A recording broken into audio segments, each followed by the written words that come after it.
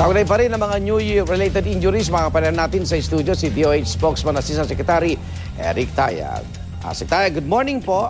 Good morning, Igan. Happy New Year. Okay, yung pinapakita nating figure, ano bang official report nyo, Asek? Ganun pa rin yung figures namin na Igan, sapagkat mamaya pa kami magbibigay ng update. Kasi 6 to 6 a.m. kasi ang aming ginagawang update. Sa mga ospital. Bibigyan kita ng example. Kahapon, ang naitala naming sa Jose Reyes ay nasa 70 lamang. Okay. Pero kanina, binabanggit na ni Pia, mahigit 9 na po. Nga. Sa makatuwid, yung 20 yung masasama ngayon sa mga magiging update namin mamaya. Okay, sa kabila ng kampanya ng Department of Health, Asek, ano yung pagtaas ng figure? Saan nyo nakita? Kasi sinabi nyo rin na parang less serious, no?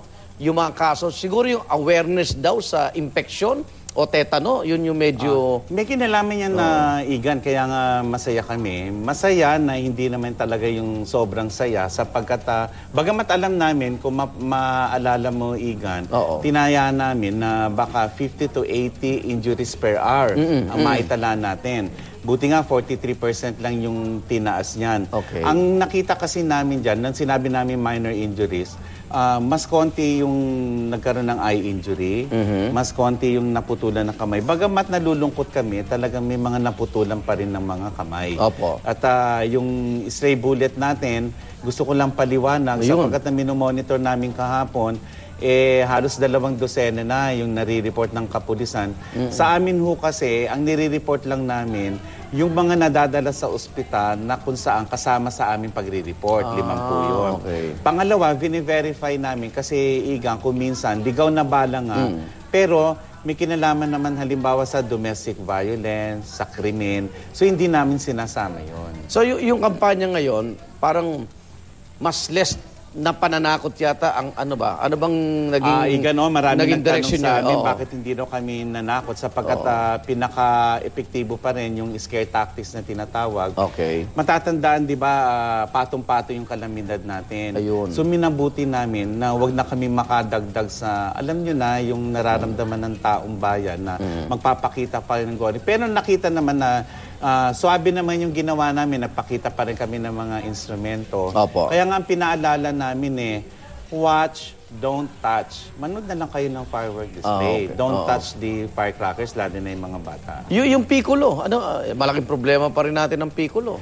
Yun ang lumalabas dito kung bakit, alam mo, 45%. Kung hindi sila gumamit ng piccolo na nakumpis kayo mga pikulong yan, ay napakababa. Ay, ibig sabihin yung increase sa piccolo? Sa piccolo. 45% kasi ang dahilan. Biro mo kung wala yung 45% yun, di mas mababang dihamak yung kaso ng paputok natin ngayon. So, dapat pala nakakonsentrate tayo next campaign sa piccolo. At kaya Actually, taon-taon naman piccolo talaga no? At saka Igan, nagbigay na kami ng babala. Naging controversial pa nga yung listahan namin ng most dangerous barangay.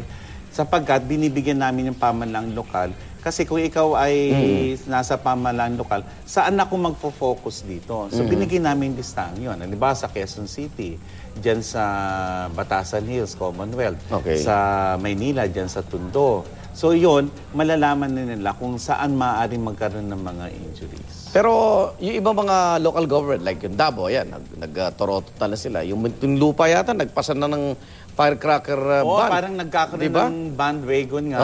At ang aming kalihim nga ay sinusubaybayan ng kaganapang ganito sapagkat maraming nag-uudyok sa amin na kung pwede i-recommenda na namin ng total ban.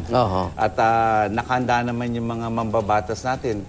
Katulad ni Senator Miriam Santiago, may inihain na siya that will ban firework use sa residential settings. Bukod sa kampanya, ano pang tingin yung dapat gawin po ng gobyerno para talagang hindi naman sa mawala na yung mga biktima, talagang may matitigas talaga ulo, di ba?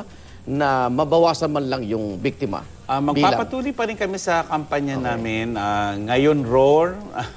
At nagpapasalamat kami sa media. Ang inaasahan namin, tutulungan pa rin kami ng media. Naman. Alam mo, Igan, malaking bahagi ang kaya nga ngayon pa lang kaya nagpapasalamat sa inyong lahat sapagkat kung hindi dahil sa inyo, hindi natin naparating ang mga kwento ng mga nadidisgrasya, nabigyan ba ng buhay yung mga nire-report namin statistics? Kasi kahit na magbanggit kami yung 599, hindi nyo naman pinapakita kung sino itong mga nabiktima, baka hindi maniwala yung tao. Ngayon, nakita nila talaga may naputulan ng kamay, may dinadala sa ospital dahil sa ligaw na bala. Actually, mga nag-roar, ayan, yung naputulan ng kamay, talagang...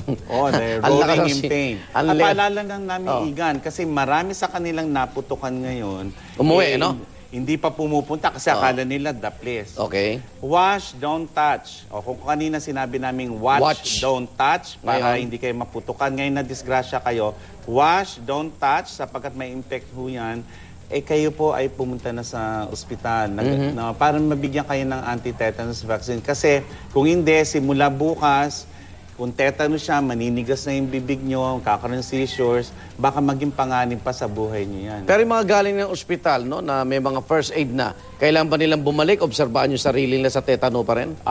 Karaniwan, binibigyan na sila ng bakuna. Meron na. Kung nakalimutan po kayong binigyan ng bakuna, may karapatan po kayong bumalik at kailangan po na bakunahan po kayo. Ilang Libre araw po ba yan? yun. Ilang araw ang epekto ng tetano? Yung tetano, within 3 days, meron ka magkaroon ng symptoms. At kung magkakaroon ka ng symptoms within the first 7 days, malamang sa hindi ay ikamatay mo. Nako. Pero after that, medyo ngayon. tetanus pa rin yun, subalit mau-hospital ka pa rin. Okay. Maraming salamat.